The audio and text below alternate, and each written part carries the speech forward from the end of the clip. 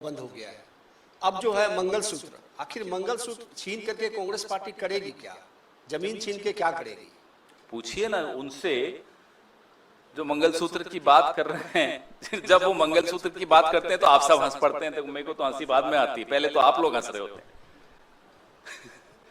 Covid में जिन्होंने मंगलसूत्र छीना, नोटबंदी में जिन्होंने मंगलसूत्र छीना, वो मंगलसूत्र की जब बात करते हैं, और वो भी उस पार्टी से बात करते हैं जिन्होंने सब कुछ कुर्बान किया इस देश पर।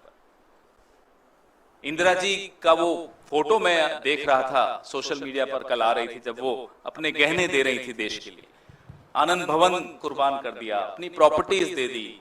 उनसे इस तरह की जब हल्की बात करते हैं तो लोगों को हंसी तो आती है। आप लोगों को आ रही है, मुझे भी आ रही है। आज से 10 साल पहले कहते तो चलिए ठीक है, लोग अलग मूड में थे, इनका हर झूठ चल जाता था। अब इनका झूठ नहीं चलता, फिर भी चलाए जा रहे हैं। तो हम तो कहते हैं जितना मोदी जी मुंह खोलते हैं हमारे वोट बढ़ा देते हैं, हम उन्हें धन्यवाद देते हैं। आप यूं ही भाषण देते रहिए और लोग जहां वोट देना है वो दे रहे हैं, हमें इसका लाभ हो रहा है। धन्यवाद। पवन जी, बीजेपी ने आज सुबह में एक वीडियो शेयर किया हुआ है 2009 के करीब का, जिसमें ex prime minister Manmohan Singh जो है वो कुछ बयान दे रहे हैं, और उस पर बीजेपी का दावा है कि वो यही बात कह रहे हैं कि इस देश के संसाधनों पर जो मुसलमान हैं उनका पहला हक है। वो वीडियो की हकीकत आपके सामने कई बार आ चुकी है। आज मेरे वरिष्ठ सहयोगी जयराम रमेश जी ने उस पर पूरा एक लंबा सा स्टेटमेंट भी दिया है। फिर भी अगर भारतीय जनता पार्टी अपना झूठ चलाना चाहती तो चलाए। हम तो कह रहे हैं जितना वो झूठ बोलेंगे हमें उतना फायदा है। हाँ, ये जरूर है कि इस देश के संसाधनों पर पहला हक मोदी जी के दोस्त का तो नहीं है। अगर वो ये सुनना चाहते थे तो हम बता देते हैं। कैंपेनिंग कर रहे थे और उन्होंने ये कहा कि शायद उनका पूर्व जन्म बंगाल में हो चुका है या फिर वो आने वाला जन्म बंगाल में लेने वाले हैं। अब बताइए इस पे आप क्या जवाब चाहते हैं? एक ही वक्त में उस व्यक्ति ने मगरमच्छ से भी लड़ाई की, चाय का भी काम किया, हिमालय भी चले गए। एक वक्त में, एक ही कालांतर में उन्होंने ये सब कर दिया। इमरजेंसी से भी लड़े, बीए भी की, एमए भी की, सब कुछ उसी दौरान कर दिया। सलाम है साहब, उनको सलाम।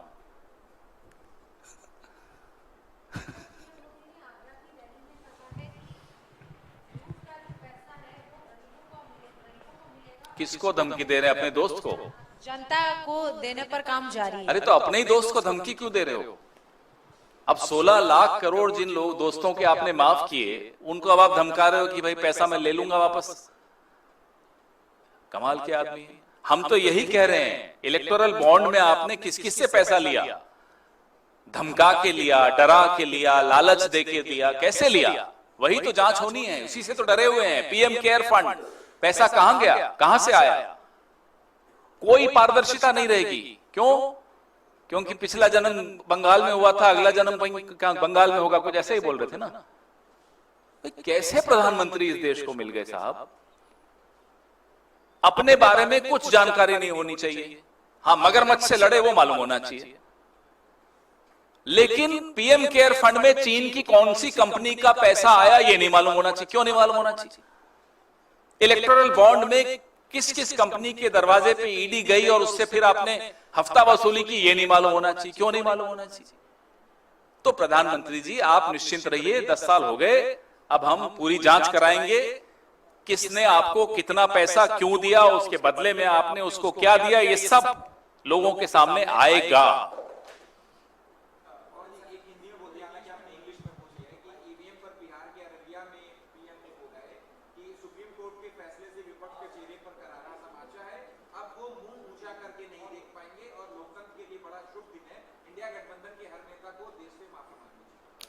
पहले तो अडवाणी जी से माफी मांगे, इस उम्र में इस तरह की भाषा उनके लिए बोल रहे हैं। सबसे पहला विरोध ईवीएम का अडवाणी जी ने किया था, 2009 में किया था। जीवीएल नरसिम्हा की किताब रिलीज कर रहे थे ईवीएम्स के खिलाफ आंदोलन करना चाहते थे। आज मोदी जी उनके लिए इस तरह के अपशब्द बोल रहे हैं, अच्छी बात नहीं है। लोकतंत्र में सबकी भागीदारी होती है।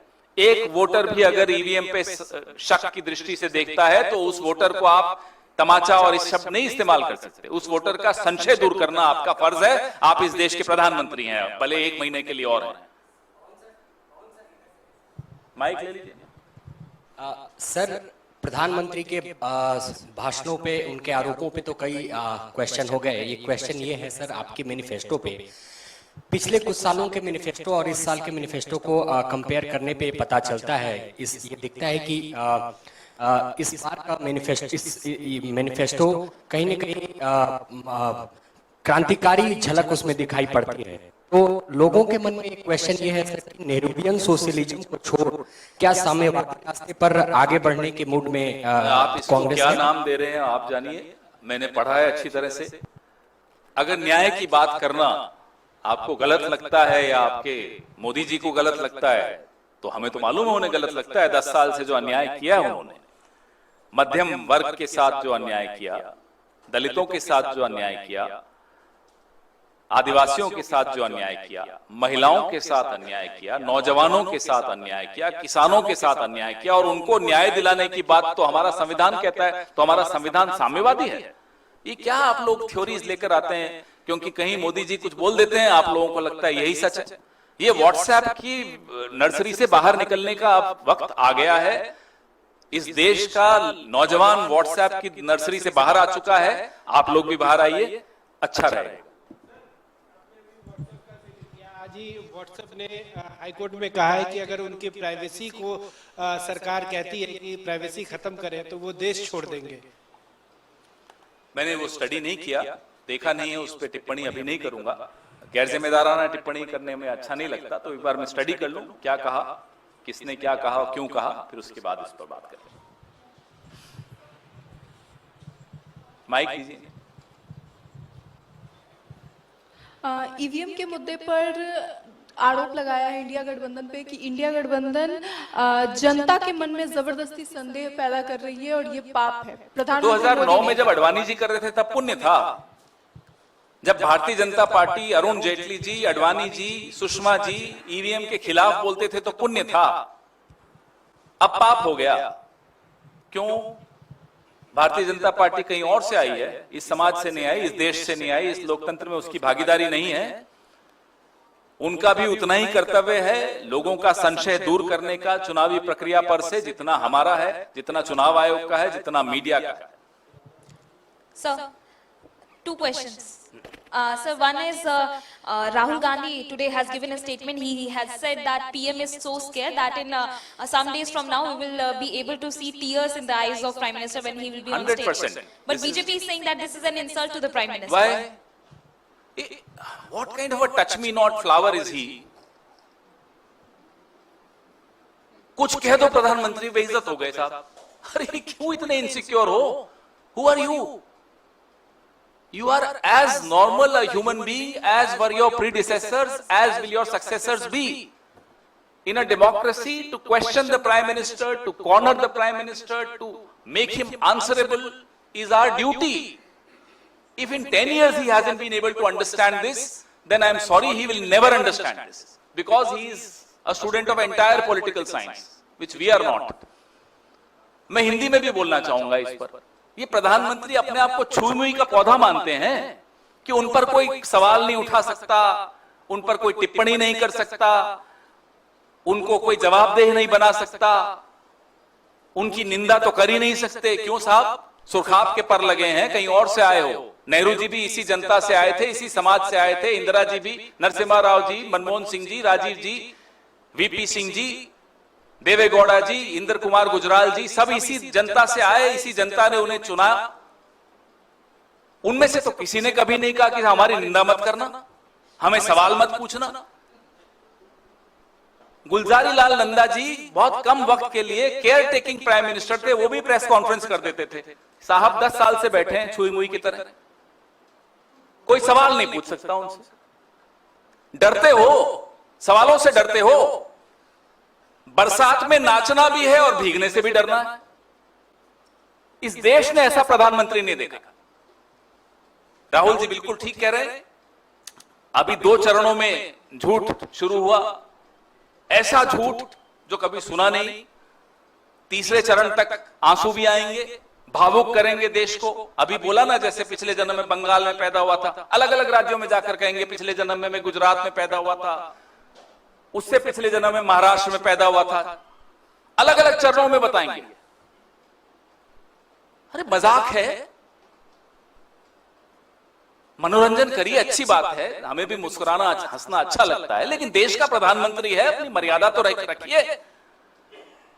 अभी तो बहुत कुछ होगा अगले 5 चरणों में। आप लोगों ने कभी, हम लोगों ने कभी देखा नहीं ऐसा कुछ होगा। देखे जाइए, क्योंकि हार उन्हें दिख रही है। और जब प्रधानमंत्री मोदी जी को हार दिखती है, देखिए हम सब ने तो बहुत उतार चढ़ाव देखे। राहुल जी की तो उन्हें सदस्यता ले ली, घर से बाहर कर दिया, 50 घंटे ईडी के सामने, सब कुछ। और कांग्रेस पार्टी चुनाव कई बार हारी, कई बार जीती। हमने उतार चढ़ाव देखे हैं जिंदगी के। नरेंद्र मोदी जी ने कोई उतार चढ़ाव देखा हो पिछले 2002 से अब तक सत्ता में रहे? पहली पोस्ट मुख्यमंत्री की मिली। ऐसा आदमी हार से बहुत ज्यादा घबरा जाता है, और जब वो हार से घबरा जाता है तो इसी तरह की बातें करता है, पिछले जन्म में कहां पैदा हुआ, फिर मगरमच्छ से लड़ा। Sir, another question. इस इलेक्शन में 7 चरणों में बीच में मगरमच्छ भी आ जाएगा, देखना। ये मगरमच्छ था जिससे मैं लड़ा, और फिर आप लोग माइक और कैमरा लेके उस मगरमच्छ का इंटरव्यू ले रहे होंगे, ये भी होगा। Sir, HM has also given a statement and he said that if Congress will come into power, Sharia law will be implemented and we won't let ये आ गया ना, देखिए। Have you read our manifesto? 46 pages of our manifesto. Do we mention Sharia anywhere? We were in power for 55 years in this country out of 75 years. Did we get Sharia? What nonsense is he talking about? I mean, without thinking, without reading, this is Home Minister, you said, right? I don't know if he is also entire political science. I don't know. No? I thought he was educated. I thought he could read and write. So maybe Mr. Kharge should write another letter to Home Minister also, that we'll give you our manifesto, read it. If we did not do the Sharia law, we did not bring the Sharia law in 55 years of being in power, are we mad that we'll talk about Sharia law now? Which world are they living in?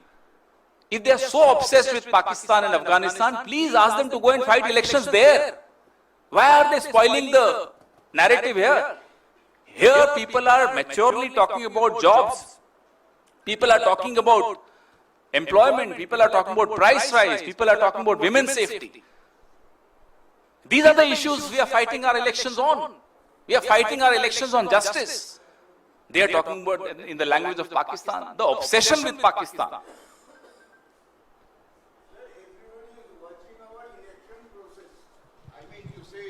Overseas countries, does it mean the way the comments it has come, it will come the same way? Look, as I said, whenever the Prime Minister goes and opens his mouth and campaigns, he ends up helping us. We are very happy with this campaign. But our worry is that the entire world is also watching him. And it's not good that the Prime Minister of India, whichever party he belongs to, should be ridiculed by the world. That we don't, and nobody likes it. So that's something which we are concerned about. He has spent billions of dollars in creating an image about himself, an image which is very, very far from truth. Now that he is undoing his own image by opening his mouth and talking strange things. So entire world is watching, and that's our concern. Thank you. अब one-on-one नहीं होगा, मैं कुछ जाना है एक meeting में, माफी चाहता हूँ। यार एजेंसी को करूँगा, फिर सबको करना पड़ता है, बाद में। Thank you.